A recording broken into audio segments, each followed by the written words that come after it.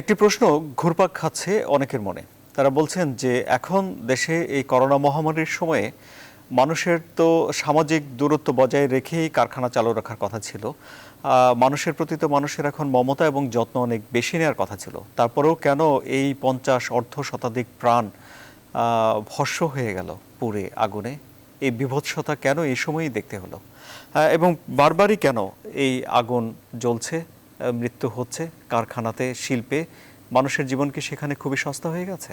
আসুন জনতন্ত্রে গণতন্ত্রে আমরা আলোচনা করি এইসব বিষয়ে। আমি আনোয়ার সাদি আপনাদের স্বাগত জানাচ্ছি। আমাদের আমন্ত্রিত অতিথি চারজন, তিনজন এই মুহূর্তে আমাদের সঙ্গে রয়েছেন। আমাদের সঙ্গে রয়েছেন বুয়েটের যন্ত্রকৌশল বিভাগের অধ্যাপক ডক্টর আশিকুর রহমান। আমাদের সঙ্গে রয়েছেন জাহাঙ্গীরনগর বিশ্ববিদ্যালয়ের আরবান অ্যান্ড রিজিওনাল প্ল্যানিংয়ের অধ্যাপক ডক্টর আক্তার মাহমুদ এবং জাতীয় শিল্প স্বাস্থ্য সেফটি কাউন্সিলের সদস্য জনাব অবসরপ্রাপ্ত ব্রিগেডিয়ার জনাব আবু নাঈম মোহাম্মদ শহীদুল্লাহ। তিনি ফায়ার সার্ভিস ও সিভিল ডিফেন্সেরও সাবেক ডিজি। এবং আমরা আশা করছি আমাদের সঙ্গে শ্রম ও কর্মসংস্থান মন্ত্রণালয়ের অতিরিক্ত সচিব জনাব মোহাম্মদ নাসিরুদ্দিন আহমেদ যে কোনো সময় যুক্ত হবেন। অধ্যাপক ডক্টর আক্তার মাহমুদ, আপনাকে দিয়ে আলোচনা শুরু করি। এই ঘটনা দুঃখজনক। এর আগেও আমরা একটি পোশাক কারখানায় আমরা অগ্নিকাণ্ড দেখেছি। কিছুদিন আগে ঢাকাতেও একটি বিস্ফোরণ আমরা দেখেছি। নিমতলির কথা তো উল্লেখ না করলেই নয়। এরকম এই যে ঘটনাগুলো হুটহাট ঘটে গেল, তারপরেও কেন বন্ধ হচ্ছে না কেন এসব? ধন্যবাদ আপনাকে। আমি অত্যন্ত দুঃখ প্রকাশ করছি যে এরকম একটি ঘটনা আমাদেরকে প্রায় নিয়মিতভাবে দেখতে হচ্ছে এবং একটার পর একটা ঘটনা ঘটে যায়। আমরা এই ঘটনার পরে প্রচুর আলাপ আলোচনা শুরু করি, মিডিয়াতে আসে, কিন্তু খুব বেশি পরিবর্তন হয় না। এবং প্রতিটা ঘটনারও আপনি দেখবেন যে তদন্ত কমিটি হয় এবং ভালো সাজেশনও যায়, সাজেশনের বাস্তবায়ন গুলো আমরা দেখতে পাই না। এটা হচ্ছে, এই জায়গাটা হচ্ছে সবচেয়ে গুরুত্বপূর্ণ, যে আমরা যা কিছু সাজেশন গুলো আমরা পাই, সেই সাজেশন গুলোর বাস্তবায়ন আমরা দেখি না। তো এই জায়গাটা থেকে আমি বলতে চাই যে আমরা কেন অতীত থেকে শিক্ষা গ্রহণ করি না। যদি অতীত থেকে শিক্ষা গ্রহণ করতাম তাহলে আজকে আমাদেরকে এরকম ট্র্যাজেডি গুলো দেখতে হয় না। আপনি বলেছেন, চুরিহাট্টার কথা বলেছেন, নিমতলির ঘটনার কথা বলেছেন, মগবাজারের সম্প্রতি মগবাজারের কথা বলেছেন, এবং সর্বশেষ রূপগঞ্জে এই ঘটনাটি ঘটল। এবং এখানে অনেক অনেক বিস্তারিত বিষয় আছে। তবে সবচেয়ে বড় কথাটা যেটা, যে দুর্ঘটনা যখন ঘটলো তখন সেখানে কারখানার ম্যানেজমেন্টের দিকে সকলেই কথা বলেছেন যে কলাপসিবল গেটটা বন্ধ রাখার। কিন্তু আমাদের কিন্তু একদম সেফটি প্রোটোকলে এবং ফায়ার ব্রিগেড থেকে যে ধরনের নির্দেশনাগুলো দেওয়া আছে, ফায়ার সেফটির বিষয়গুলো আছে, এখানে কিন্তু সুস্পষ্টভাবে নির্দেশনা আছে। এগুলো কেন মানা হয় না? এগুলো মানা হয় না, অন্যতম প্রধান কারণ হচ্ছে যে এগুলো নিয়ে আমরা খুব হেলাফেলা করি, সচেতন না। এই যে কলাপসিবল গেট বন্ধ রাখে কেন? তারা কি মনে করে যে শ্রমিকরা উৎপাদিত পণ্য নিয়ে চলে যাবে?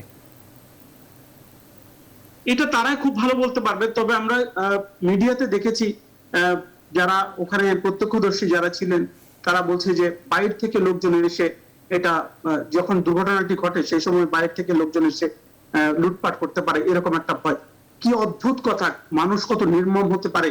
যে সময়টাতে এরকম একটি ঘটনা ঘটে, চারপাশ থেকে নানা ধরনের সাহায্য আসে, সেই সাহায্যগুলোর কথাও চিন্তা করা হলো না। কতগুলো মানুষ ছিল সেখানে, এই বিষয়টা চিন্তাও করা হলো না।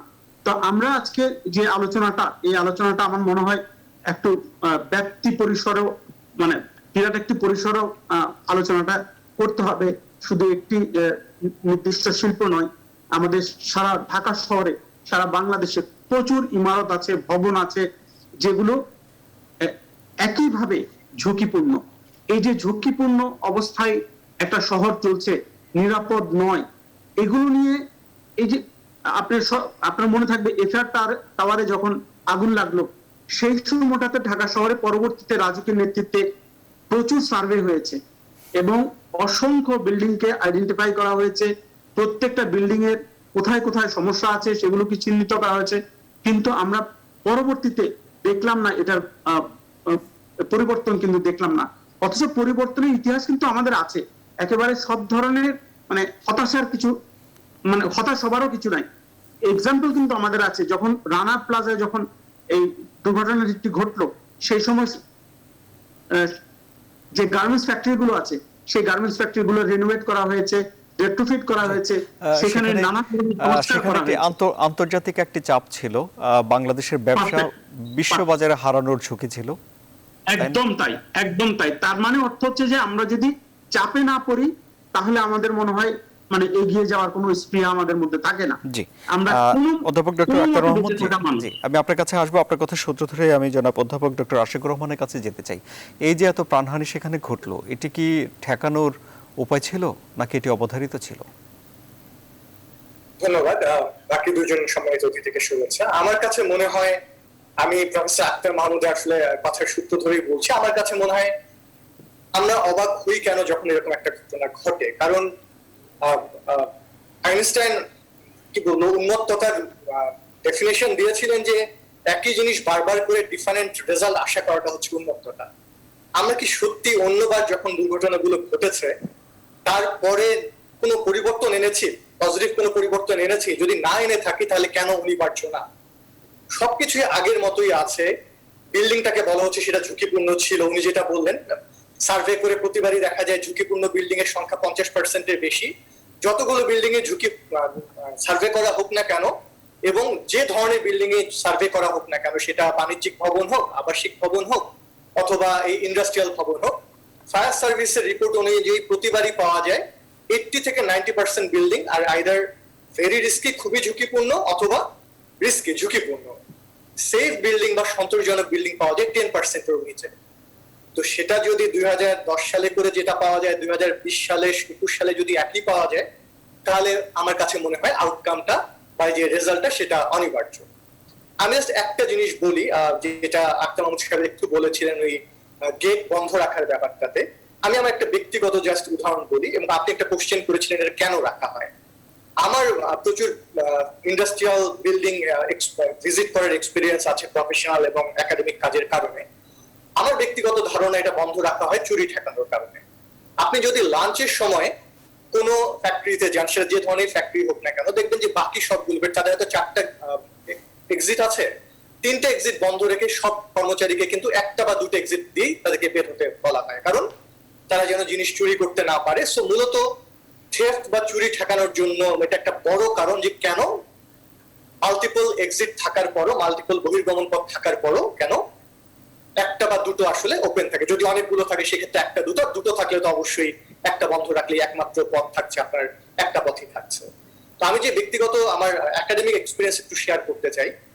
আমরা একটা সিমুলেশন, একটা গবেষণা কাজ করেছিলাম এবং সেই গবেষণা প্রবন্ধটা আমরা খুবই মানে কাকতালীয় ভাবে গত 8ই জুলাই একটা জার্নাল পেপারে আমরা সাবমিট করি। সেই কাজটা আমি সংক্ষেপে যদি বলি, কেন বলছি এটা রিলেভেন্সটা এখনই বুঝবেন। এটা আমরা একটা নিয়েছিলাম এমন একটা কাজ যেটা একটা বাংলাদেশের স্ট্যান্ডার্ড বিল্ডিং, ইন্ডাস্ট্রিয়াল বিল্ডিং।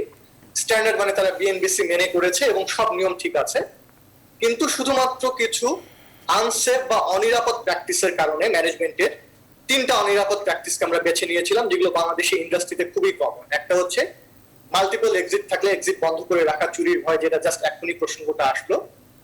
বের হওয়ার রাস্তাগুলোতে হলওয়ে, লবি, সিঁড়ির কাছাকাছি জায়গাতে জিনিসপত্র স্তূপ করে রাখা, কারণ সেটা ফিনিশ প্রোডাক্টের কার্টুন হতে পারে, র ম্যাটেরিয়ালের কার্টুন হতে পারে, কারণ কালকে এই জিনিসগুলো বের হয়ে যাবে, সো আজকে আমরা এখানে রাখি, কারণ আজকে তো আগুন লাগবে না, লাগলে কালকে লাগবে, সো আমরা আজকে এগুলো স্তূপ করে রাখছি।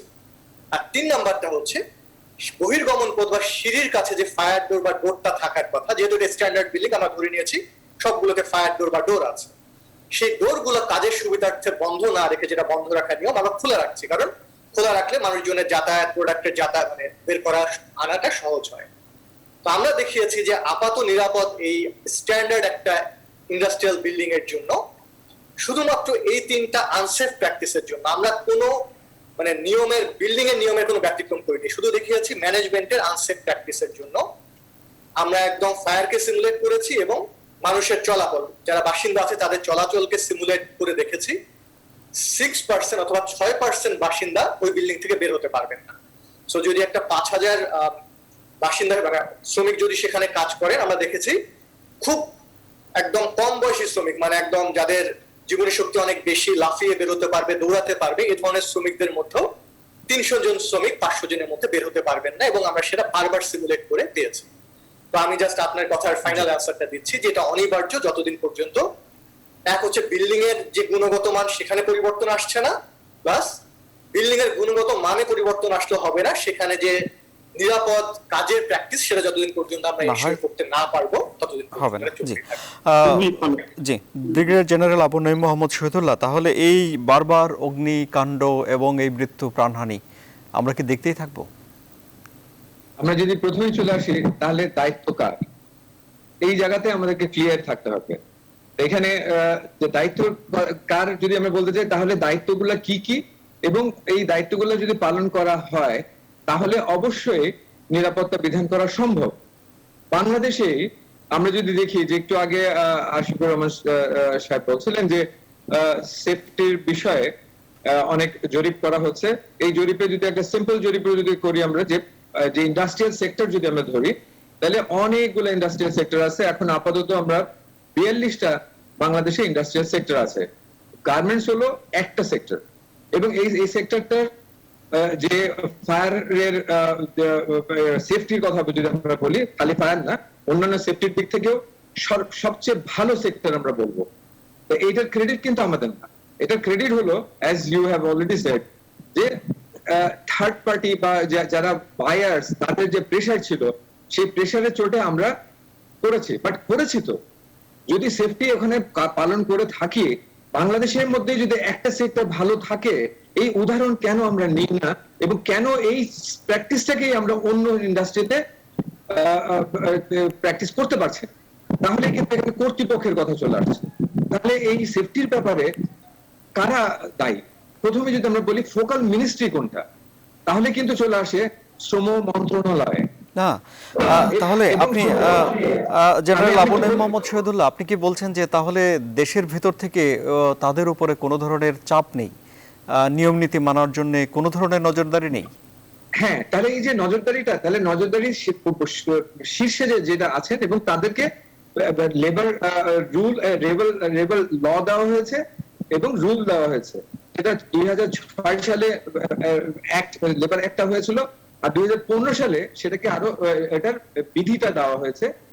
এবং সেখানে কিন্তু পুঙ্খানুপুঙ্খানুভাবে এই যে অকুপেশনাল হেলথ এন্ড সেফটি কিভাবে বজায় করতে হবে, ফ্যাক্টরির দায়িত্ব কি, এই যে একটা বিরাট একটা অধিদপ্তর আছে, সেটা হলো যে আমরা ডাইফি বলি, department of inspection factory and establishment. তো তাদের ইন্সপেক্টররা কিন্তু সেই এই ফ্যাক্টরিগুলো ইন্সপেকশন করছে এবং এই আইনগুলোকে সেখানে বলবৎ করছেন।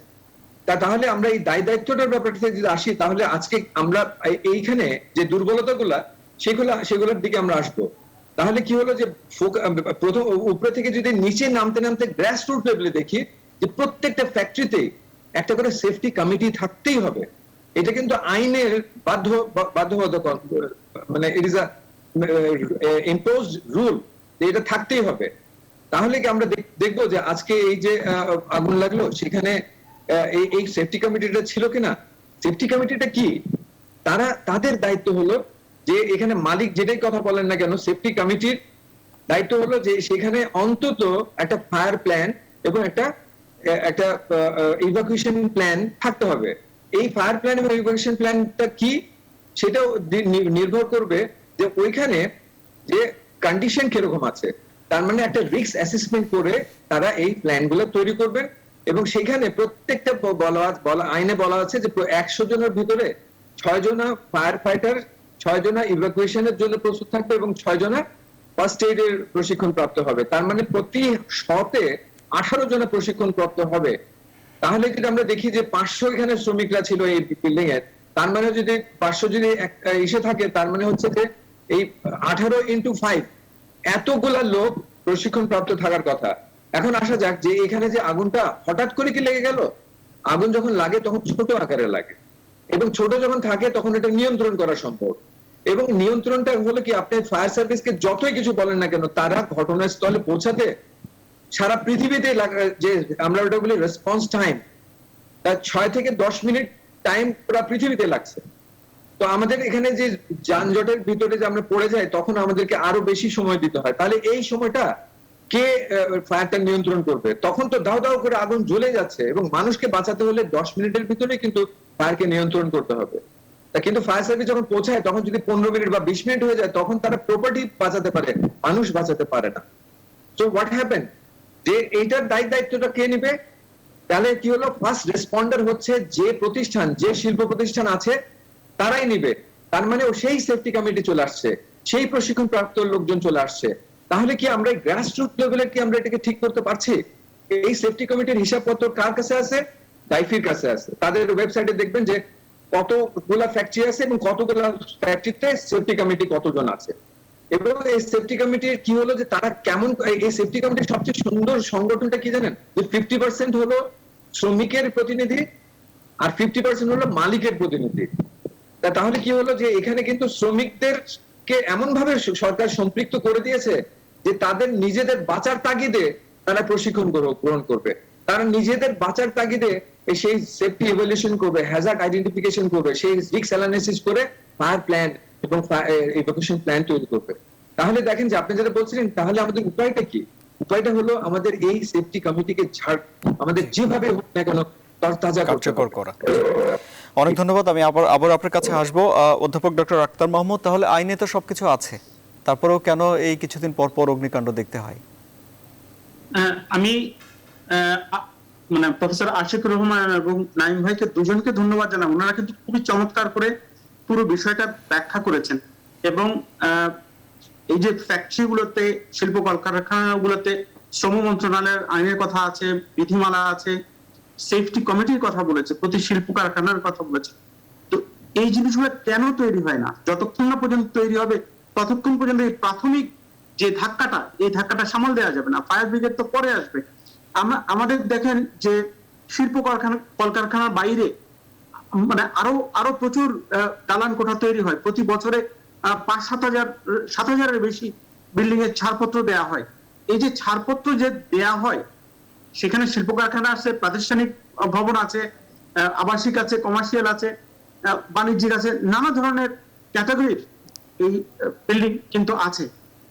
আপনি অবাক হবেন যে ইমারত নির্মাণ বিধিমালার একটি সেকশনে আছে অকুপেন্সি সার্টিফিকেট নেয়ার।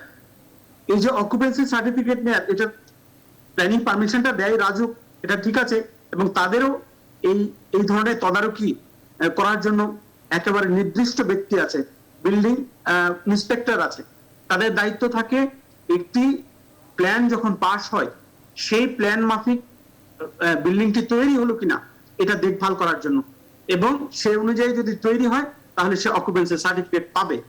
তাহলে ধরে নেওয়া যায় যে 2008 সাল থেকে এই পর্যন্ত যতগুলো বিল্ডিং তৈরি হয়েছে প্রত্যেকটার অকুপেন্সি সার্টিফিকেট আছে, কারণ আইনে তো তাই বলে। কিন্তু আপনি অবাক হবেন যে ঢাকা শহরে অকুপেন্সি সার্টিফিকেট এনফোর্স করা হয় না। যদি এনফোর্স নাই করা হয় তাহলে আপনি সেফ বিল্ডিং পাবেন কোথেকে? এবং খুব সামান্য কটা বিল্ডিং এর অকুপেন্সি সার্টিফিকেট আছে, অথচ গত 10 থেকে 12 বছরে প্রায় 60 থেকে 70 হাজার বিল্ডিং এর পারমিশন দেওয়া হয়েছে। তাহলে এখানে একটা বিরাট ধরনের গ্যাপ আছে। গ্যাপ তো আরো আছে। এই যে ফায়ার ব্রিগেডে যে আইনটা আছে, এই আইনে বলা আছে যে বহুতলা বিল্ডিং বলতে কি বোঝাবে? 10 তলা বিল্ডিং এবং তার ঊর্ধ্ব, এগুলোকে বহুতলা বিল্ডিং বলা হবে। কিন্তু আমাদের বিএনবিসি এবং আমাদের ইমারত নির্মাণ বিধিমালাতে কি আছে? অনন্য 7 তলা বিল্ডিং কে বলা হচ্ছে, আমি উল্টা বললাম। ফায়ার ব্রিগেডের আইনে বলছে 7 তলা, কেউ বেশি হলে বহুতলা বিল্ডিং বলা হবে। হ্যাঁ, 7 এবং 7 তলার বেশি। আর ইমারত নির্মাণ বিধিমালা এবং বিএনবিসিতে বলছে 10 তলা। তাহলে তো এখানে একটা অসামঞ্জস্যতা থেকে যাচ্ছে। এবং সেই অনুযায়ী কিন্তু আবার ফায়ারের যে কমপ্লায়েন্স গুলো আছে, সেই ইকুইপমেন্টস গুলো সেভাবে সাজানো হয় বিল্ডিং এ, এবং তার রিকোয়ারমেন্ট সেভাবে তৈরি হয়। তাহলে এখানে তো একটা বিরাট ধরনের ঘাটতি থেকে যায়। তাহলে আমি বললাম যে তদারকি করা জরুরি, অকুপেন্সি সার্টিফিকেট নেওয়া জরুরি, এবং এই যে আইনের অসামঞ্জস্যতা আছে সেই আইনের অসামঞ্জস্যতা গুলোকে দূর করা প্রয়োজন। এগুলো যদি না করেন আপনি কখনোই সেফ বিল্ডিং পাবেন না। আর আমরা তো ইন্টারন্যাশনালি এখন নানা ধরনের এগ্রিমেন্ট গুলো আছে, সেগুলোর সাথে আমরা সম্পৃক্ত। আমরা মিলেনিয়াম ডেভেলপমেন্ট গোল অত্যন্ত সাকসেসফুলি অর্জন করতে পেরেছি বলে আমরা দাবি করি। কিন্তু একইভাবে এসডিজির আজকে গোলগুলো আমরা পালন করার চেষ্টা করছি। সেখানে তো বলা হচ্ছে যে ইনক্লুসিভনেস এর কথা, সেখানে বলা হচ্ছে যে সেফটির কথা, রেজিলিয়েন্স এর কথা। কোথায় আমাদের রেজিলিয়েন্স হলো? জি, আমাদের হ্যাঁ, আপনার কাছে আমি আবারও আসবো। অধ্যাপক ডক্টর আক্তার মাহমুদ, আপনার কাছে আমি আবার আসছি। অধ্যাপক ডক্টর আশিকুর রহমান, তাহলে এই যে অব্যবস্থাপনাগুলো আছে, এই জন্যে দায়ী কে? যারা কারখানা গড়ছেন তারা, নাকি যারা অনুমতি দিচ্ছেন তারা? আমার মনে হয় ব্রিগেডিয়ার নাইম এবং আক্তার মাহমুদ দুজনেই বলবেন যে খুব সহজে আসলে ব্লেম গেম তো খুব সহজ ব্যাপার, আমরা খুব সহজেই করতে পারি, কিন্তু এই সমস্যাটা এত বিস্তৃত যে এত সহজে এক্স্যাক্টলি পিন পয়েন্ট করা সম্ভব না। যেমন এই বিল্ডিং এর ব্যাপারটা, আসলে একটা বিল্ডিং এর অ্যাভারেজ লাইফ টাইম যদি আমি 50 বছর ধরি, তার মানে 1980 সালে দেওয়া যে বিল্ডিংটা পারমিট পেয়েছে বা ওই সময় কোনো নিয়মের বালাই ছিল না, সে কিন্তু 2030 সাল পর্যন্ত 35 সাল পর্যন্ত সেই বিল্ডিং এ আমাদের ব্যবহার হবে, এবং সেখানে যদি কোনো প্রবলেম থেকে থাকে সেটা যদি আমরা রেমেডি না করি সেই প্রবলেমটা চলতেই থাকবে। তেমনি আপনি যেটা বললেন যে সেফটি আসলে একটা সিস্টেম, একটা কোনো কিছু যদি আমি সেফটি সিস্টেম হিসেবে ধরি, এর মধ্যে অনেকগুলো কম্পোনেন্ট আছে। আমি ফায়ারের ক্ষেত্রে তাহলে বিল্ডিং হচ্ছে মেইন কম্পোনেন্টটা, কারণ বিল্ডিং এর সবকিছু হচ্ছে। সো বিল্ডিং এর সেফটির মধ্যে থাকবে যে সিঁড়ি ঠিক আছে কিনা, গঠনটা ঠিক আছে কিনা, মজবুত কিনা, নাম্বার অফ এক্সিটস বা যতগুলো বহির্গমন পথ থাকার কথা, ভেন্টিলেশন, ইলেকট্রিক্যাল সিস্টেম গুলো ঠিক আছে কিনা, এটা হচ্ছে একটা দিক। তারপরে কিন্তু আরো অনেক দিক আছে, ফায়ার সেফটি সিস্টেম ঠিক আছে কিনা, যেটা যেটা দরকার সেটা আছে কিনা, সেগুলো আরেকটা অংশ। তারপরে আছে যে আমি জাস্ট ফায়ার অংশটা বলছি, জাস্ট অন্য আরো অনেক ব্যাপার আসতে পারে এর মধ্যে। তারপরে যেটা হচ্ছে যে আসবে যে হ্যাঁ সেফটি সিস্টেম ঠিক আছে, কিন্তু প্র্যাকটিস গুলো কি ঠিক আছে? আমাদের পাম্প আছে, ফায়ারের পানিও আছে, কিন্তু আমি যেটা করি ডিটেক্টরটা খুলে রাখি, কারণ ডিটেক্টরে মাঝে মাঝে শব্দ হয়, কাজের ওয়ার্কাররা সব বের হয়ে যায়, এই কারণে আমি ডিটেক্টরের ব্যাটারিটা খুলে রাখলাম।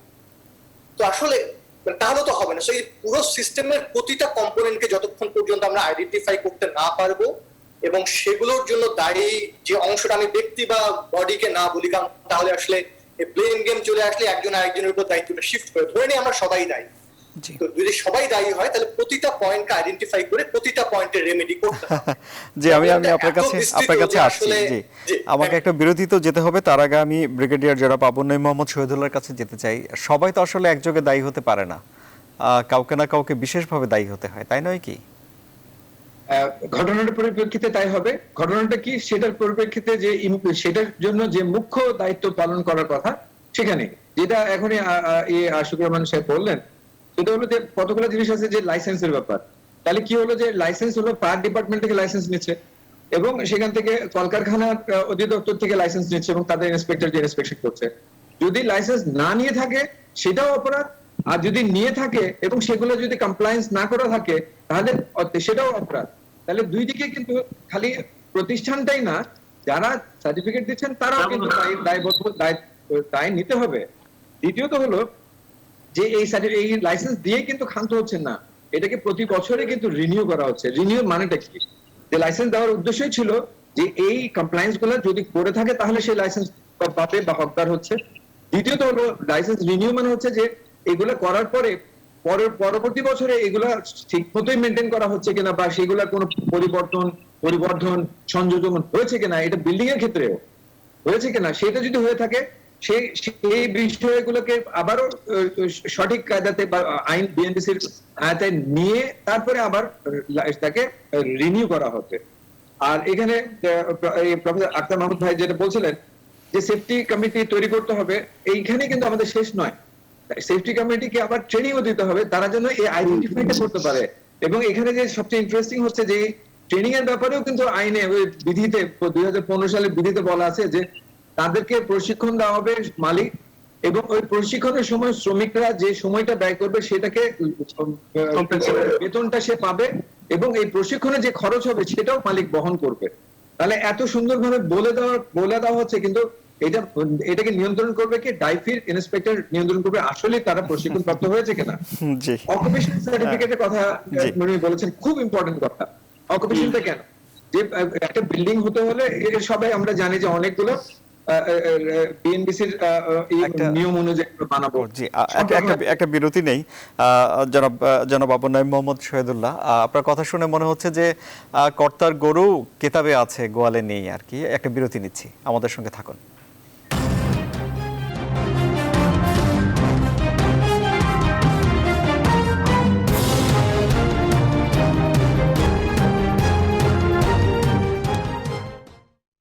আবারও স্বাগত। আপনারা দেখছেন জনতন্ত্র গণতন্ত্র।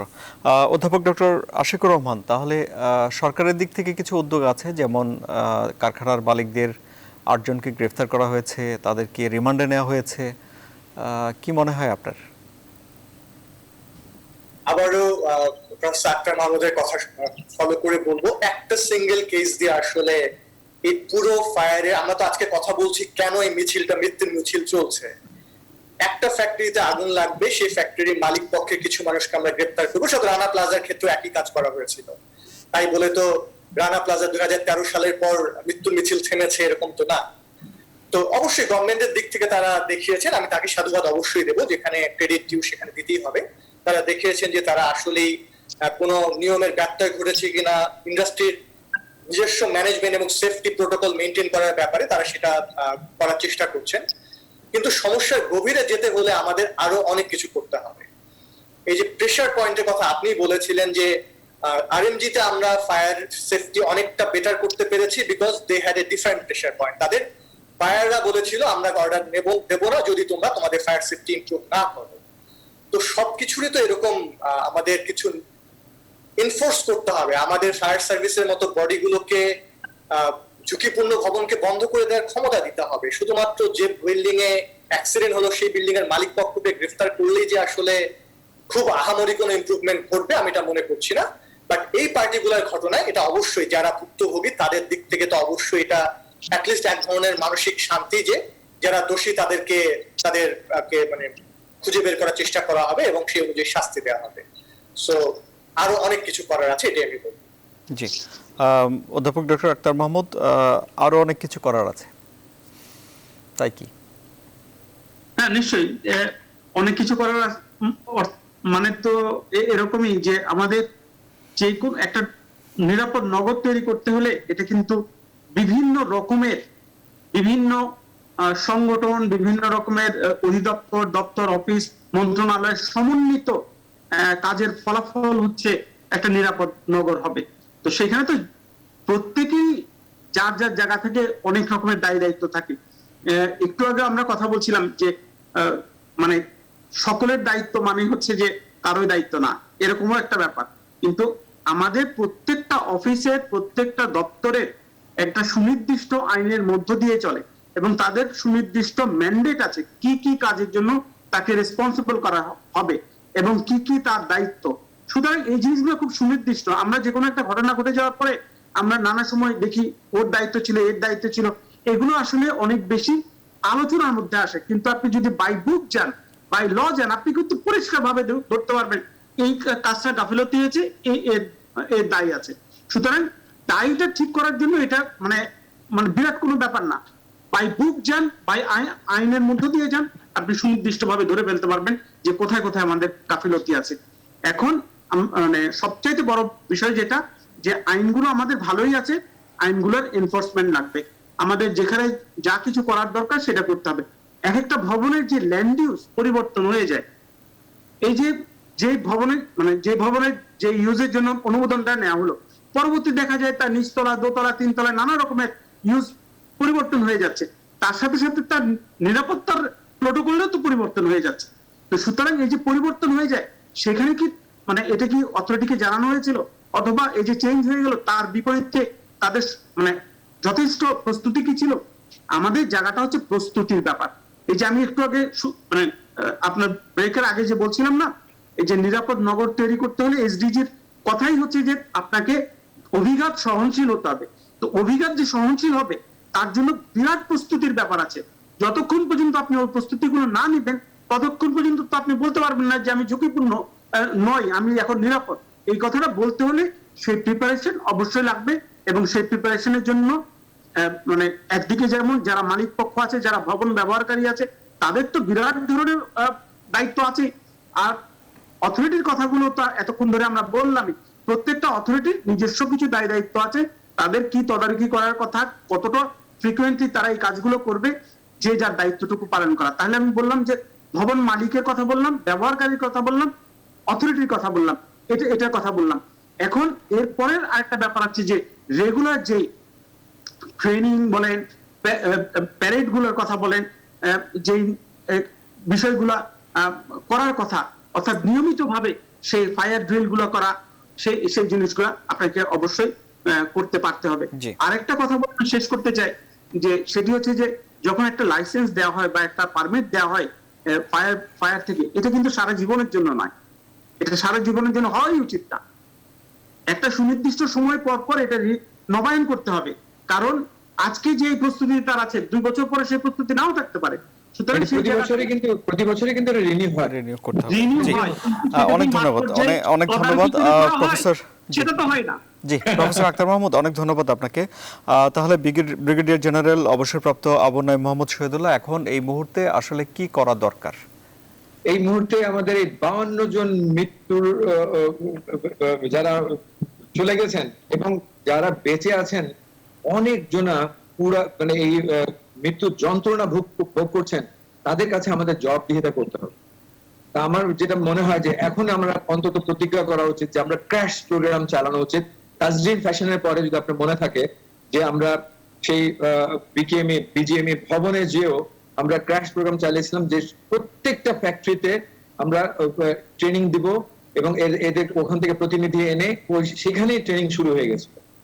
এখন আমাদের ইমিডিয়েটলি করা উচিত যে এটা খালি গার্মেন্টস না, প্রত্যেকটা ইন্ডাস্ট্রিতে এই সেফটি কমিটিকে জাগ্রত করা, এই ড্রিল এবং fire plan, fire execution plan এবং ইভাকুয়েশন প্ল্যান তৈরি করে দেওয়া। এবং এই ফায়ার ড্রিলটার কথাটা আমি বলবো যে বাস্তবমুখী ফায়ার ড্রিল হতে হবে, কারণ আমরা আগে থেকে এলান দিয়ে আমরা যাচ্ছি যে এখানে ফায়ার ড্রিল হবে, তখন হয় কি যে এই শ্রমিকদের ভিতরে সেটা কোনোভাবেই কোনো প্রশিক্ষণ নাড়া দেয় না বা তাদেরকে জাগ্রত করে না, যতক্ষণ পর্যন্ত ওখানে যে যদি বলা হয় যে এই একটা ফ্লোরে আগুন লাগিয়ে দেওয়া হলো, তখন যদি আমরা দেখি যে কি রিয়াকশনটা হলো, তখনই কিন্তু আমরা বাস্তবে একটা চিত্র তুলে পেয়ে যাব যে তারা আসলে শ্রমিকরা কারা পালিয়ে যাচ্ছে আর কারা এখানে এটাকে ফাইট করছে। তো এই জন্য বাস্তবমুখী ড্রিল আমাদেরকে অবশ্যই করতে হবে, ছাদটাকে সব সময় খোলা রাখতে হবে এবং তালাবদ্ধটা একটা ক্রিমিনাল অফেন্স।